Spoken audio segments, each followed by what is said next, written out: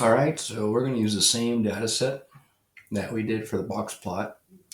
This is just, some univariate data that shows a characteristic of something, right? My example was the number of free throw shots made in 30 seconds or something like that. Okay. Um, so this is the information here that was, I don't know if you can see my cursor. So this is the information here that was provided to us, and this is the information with it in order. And there are 16 data points, 16 inputs, right? So n equals 16. Okay, that doesn't really matter for this one, but it's important to kind of recognize and practice that, figuring out what n is. Okay, so we went over median and quartiles in the last one. You don't need to do that for line plots. It's pretty easy. You're going to find your minimum and then pick a value like less than that.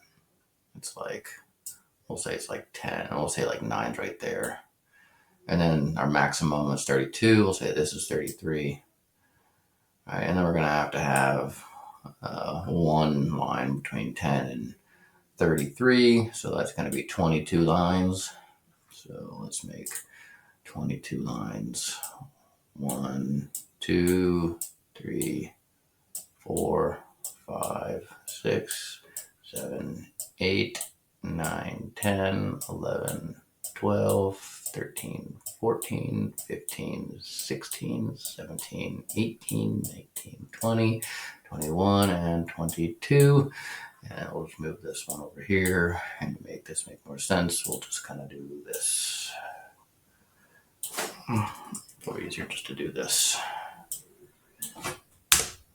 And fill that in, and we'll do this too to make all the lines kind of even. And do this to make the lines kind of even.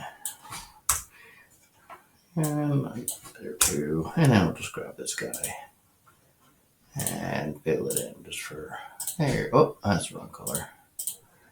There. Oh, let's go to ZZ, and there we go. Okay, now we have a line where this is 9.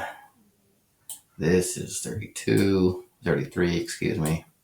And there's nothing at 33 or 32, but let's see, we had 1 at 10, we had 1 at 11, 1 at 12, 2 at 13, nothing at 14, 1 at 15, 1 at 16, 1 at 2 at 17, nothing at 18, 19, or 20, and we have 21, 22, skip, 23, 24, 25, 26, 20, 26, 27, 28, 29, 30, 31,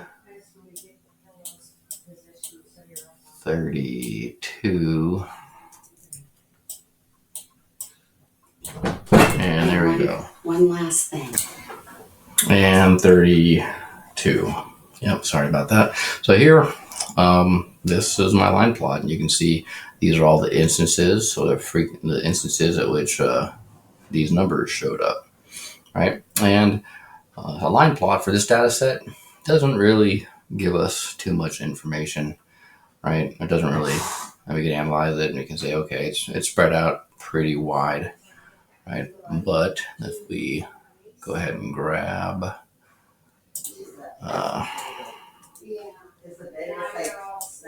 this, and I'll put it right here.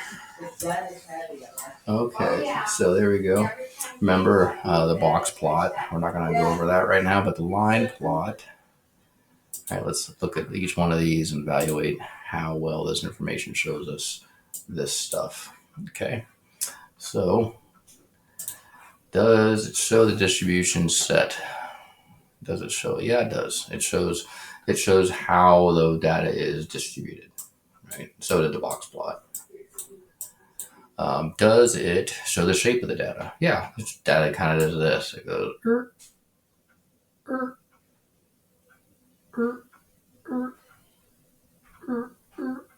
whoop, like that and like that. So that's the shape of the data. It tells us that it's fairly random and widely variated, just like a box plot did. A box plot, it also shows us the distribution set. So does it tell us? Did it have to take each one of these and split them up into different things and then in those different bins or sets? Nope, didn't have to do that. So that's going to be left blank. And can I tell each individual data point? Yeah, I can, because that's a 9, that's 10, 11, 12, 13. And this would probably be, like if I was going to turn in a project, I would label all of these, right? So yeah, that shows the individual data value. And then does it give me like the mean, the modi, the mean or the median, the quartiles? No, it doesn't. But the box plot did, right? So that's what this table is starting to look like right now. Okay, so line plot shows us the set, shows the distribution and the shape of the distribution, right? And it shows each individual data point. Okay, so that is helpful, I think. Hopefully you think so too.